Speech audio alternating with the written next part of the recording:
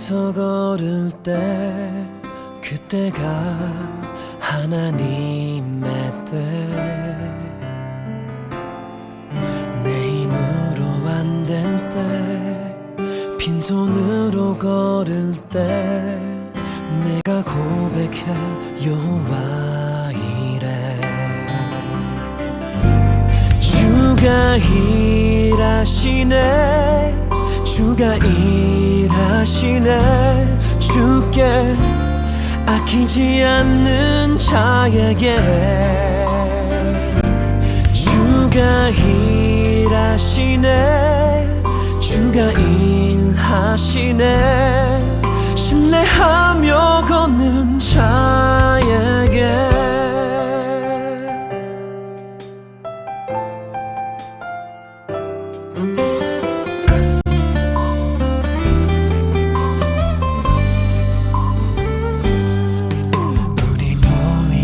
이곳에 주님 함께 계시네 누리네 아버지 은혜 적은 떡과 물고기 내 모든 걸 드릴 때 모두 고백해 여호와 이래 주가 일하시네 주가 일하시네 주께 아끼지 않는 자에게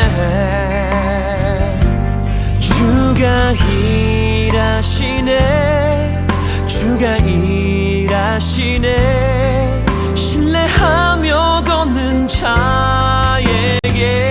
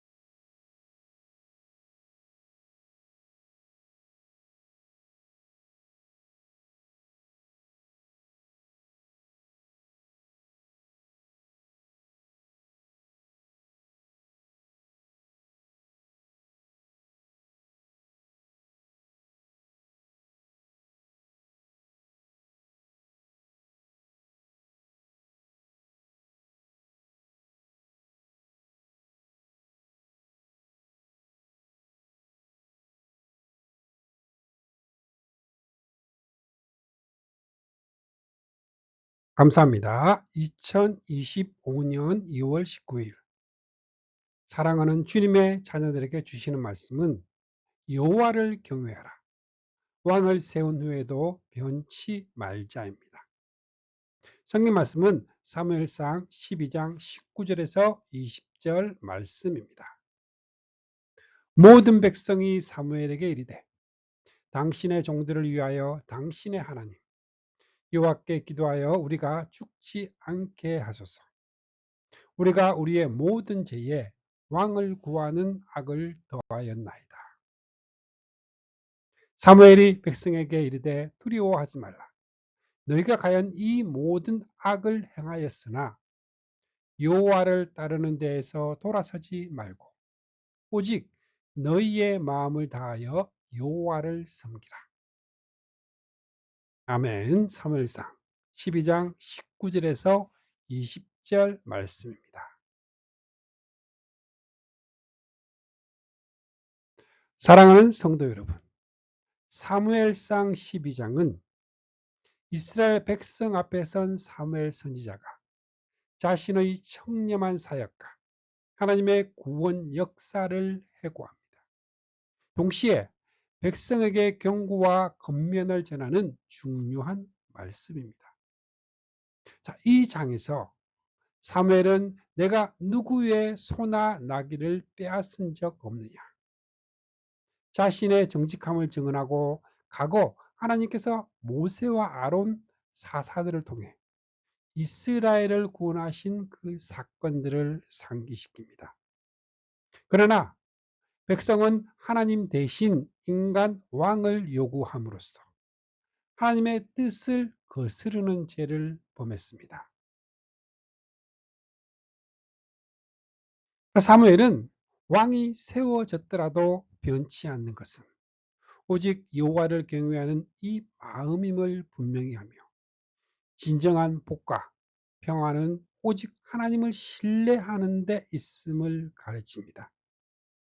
오늘 이 말씀을 통해 우리도 환경과 상황이 아무리 변하더라도 흔들리지 않는 믿음으로 항상 겸손히 하나님 앞에 서고 하나님의 인도하심을 따르는 삶을 살아야 함을 깨달으시길 바랍니다. 첫 번째로 사무엘의 청렴한 사역입니다. 사무엘상 12장에서 자신이 평생 동안 이스라엘 앞에서 어떻게 정직하고 청렴하게 섬겼는지를 증언합니다. 보라, 너희가 내게 한 말을 내가 다 듣고 너희 위에 왕을 세웠더니 라고 선포하며 자신이 왕을 세우도록 순종한 것도 하나님의 뜻임을 밝힙니다. 여기서 사무엘은 자신의 긴 사역의 역사를 돌이켜 어려서부터 지금까지 한결같은 신실한 삶을 보였음을 증거합니다. 이어 3절 말씀에서 사무엘은 내가 누구의 소를 빼앗았느냐, 누구의 나귀를 빼앗았느냐 스스로에게 질문합니다. 이는 자신이 백성을 속이거나 부정한 이익을 취한 일이 없음을 분명히 하기 위함입니다. 권력을 맡은 자로서 사무엘은 뇌물을 받거나 억압하지 않고 공정한 재판과 올바른 섬김을 실천했음을 강조합니다.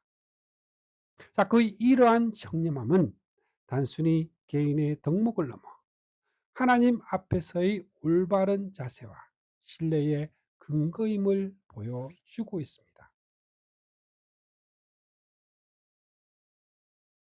4절 말씀에서 백성들 역시 사무엘의 선행을 증언하며 그들이 이르되 당신이 우리를 속이지 아니하였고 압제하지 아니하였고 누구의 손에서든지 아무것도 빼앗은 것이 없나이다 답을 합니다. 이는 사무엘의 삶이 백성들에게도 하나님 앞에서도 이미 검증된 바른 길임을 확증하는 대목입니다.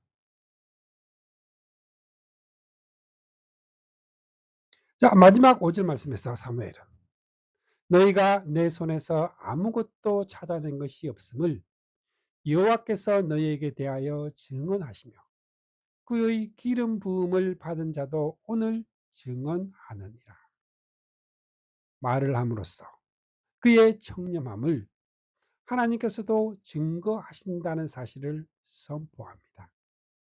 하나님은 인간의 눈에 보이지 않는 이 내면의 진실함까지 모두 아시며 그 증거 앞에 우리의 삶이 온전한지 다시 한번 돌아보게 합니다. 오늘의 이 말씀을 통해서 우리도 사무엘처럼 하나님 앞에서 그리고 사람들 앞에서 한결같은 정직과 청렴함을 지켜 나가야 합니다. 작은 유혹에 흔들리지 않고 권력이나 지위에 상관없이 오직 하나님께서 기뻐하시는 올바른 길을 걸어갈 때 우리의 삶은 진정한 축복의 증거가 될 것입니다. 두 번째로는 왕을 요구한 이스라엘의 죄입니다. 사무엘은 12장 6절에서 12절 말씀에서 이스라엘 백성이 하나님께서 직접 구원하신 역사를 상기시킵니다. 그들이 인간 왕을 요구한 것이 곧 하나님을 배반한 죄임을 분명히 경고합니다. 모세와 아론 그리고 사사들을 통해 하나님께서 이스라엘을 애굽에서 건져내셨습니다.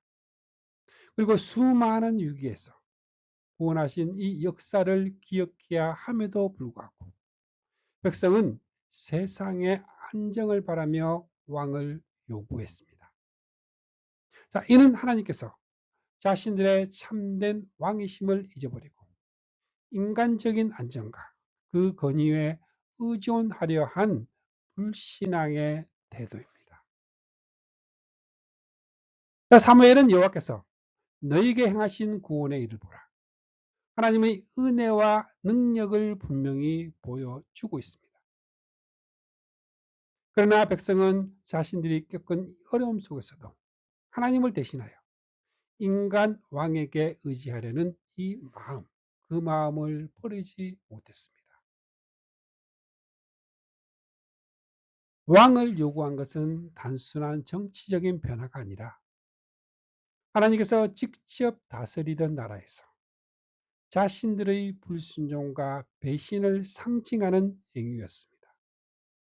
이러한 죄는 결국 하나님의 심판을 불러올 뿐이며 앞으로 역사에서도 동일한 결과를 낳을 것을 경고하고 있습니다.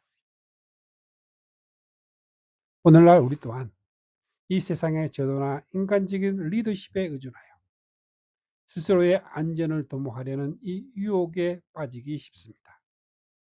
그러나 이 진정한 안정과 축복은 오직 하나님을 온전히 신뢰하고 그의 인도하심에 따를 때 비로소 주어집니다.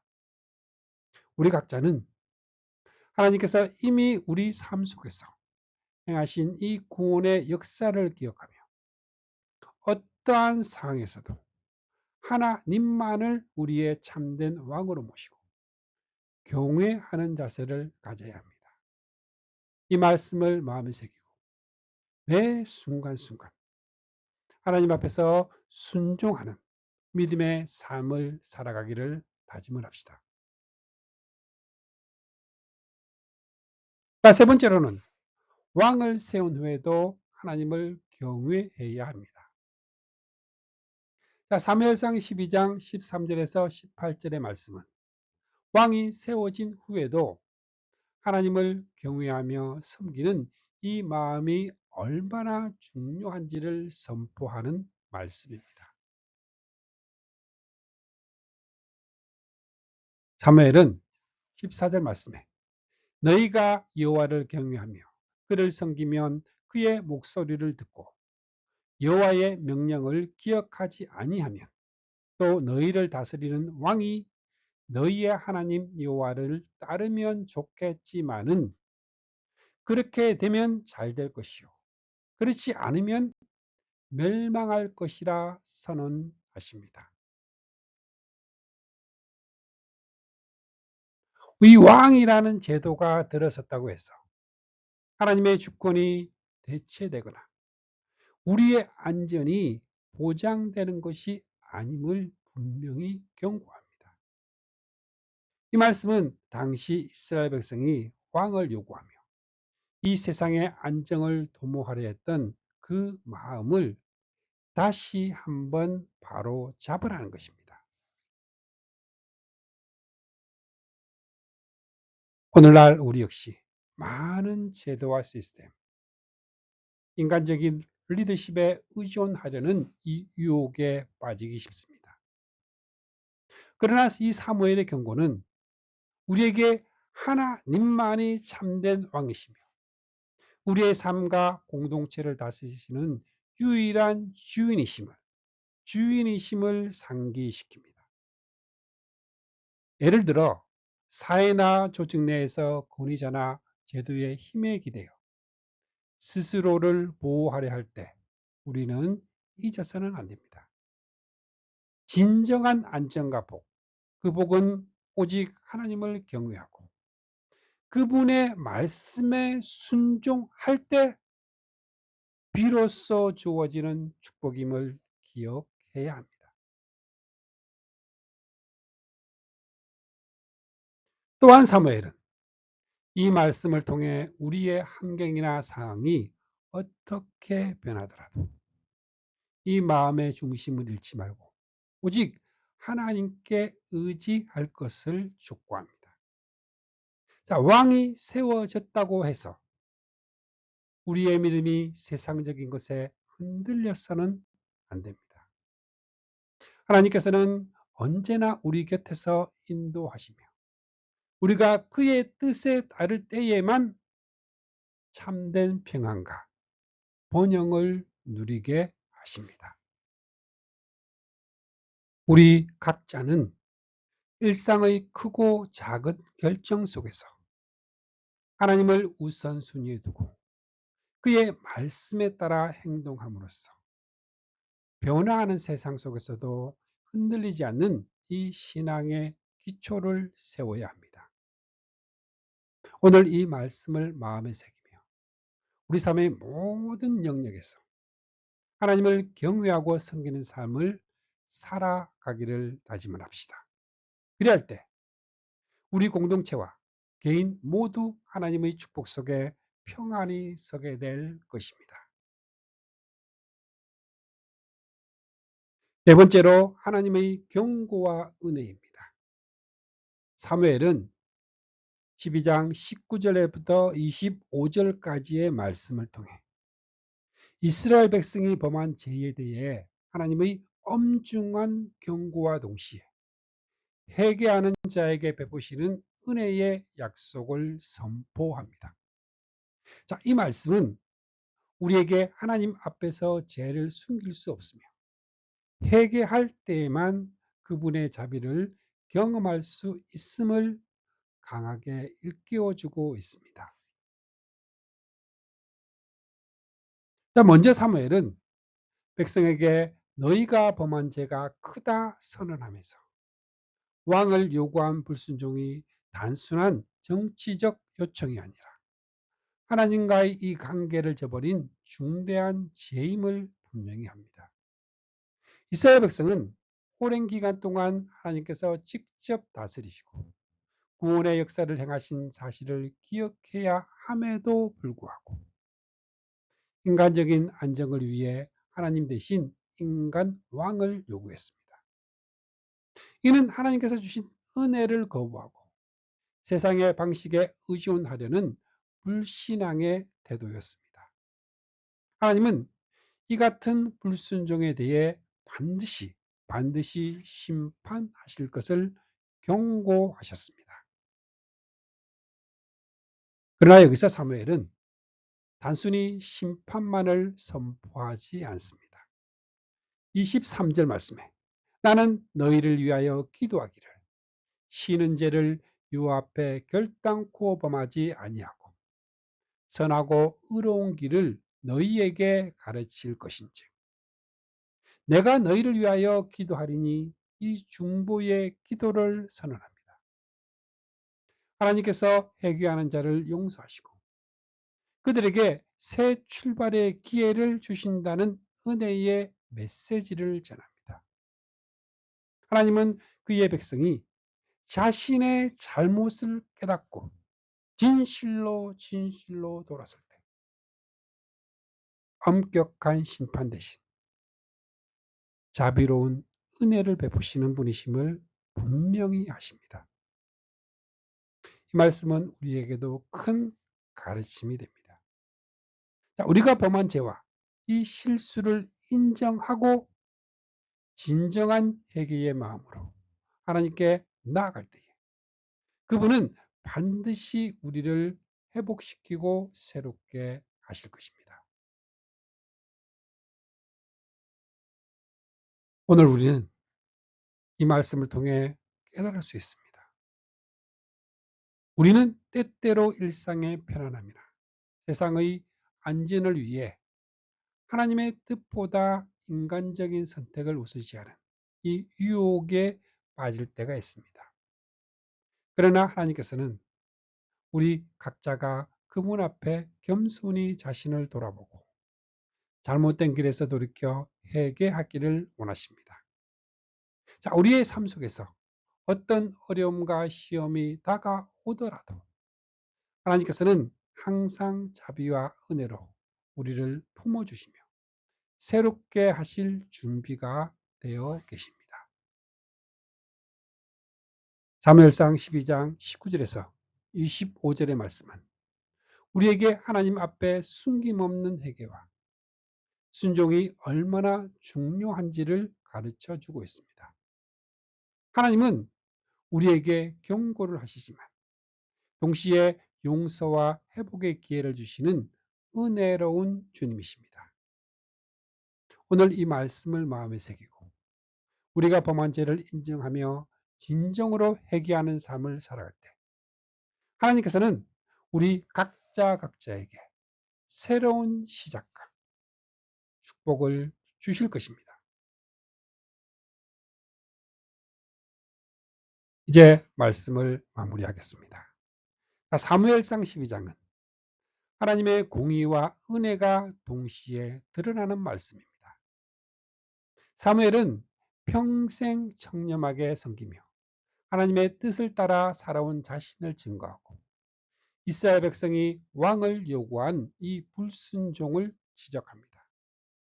그러나 그 속에는 하나님의 심판뿐 아니라 회개하는 자에게 베푸시는 무한한 은혜가 함께 담겨 있습니다. 이 말씀은 우리에게 다음과 같은 가르침을 주고 있습니다.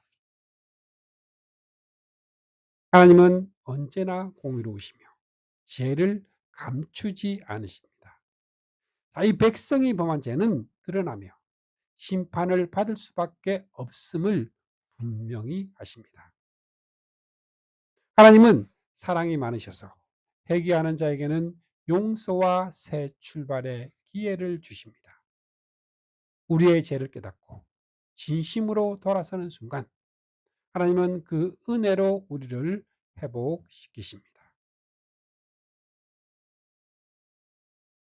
인간의 요구와 세상적인 즐거움보다 오직 하나님을 경외하고 순종하는 삶이 진정한 축복의 길임을 깨달아야 합니다. 우리의 모든 결정과 이 행위 가운데 우리 하나님을 최우선에 두어야 함을 가르치고 있습니다. 오늘 이 말씀을 마음에 새기며 우리가 범한 아주 작은 죄라도 겸손히 인정을 하고 회개하여 하나님의 사랑과 은혜 속에서 주님의 사랑을 느끼며 새롭게 살아가는 삶을 결단하시기를 주님의 이름으로 축복합니다. 아멘.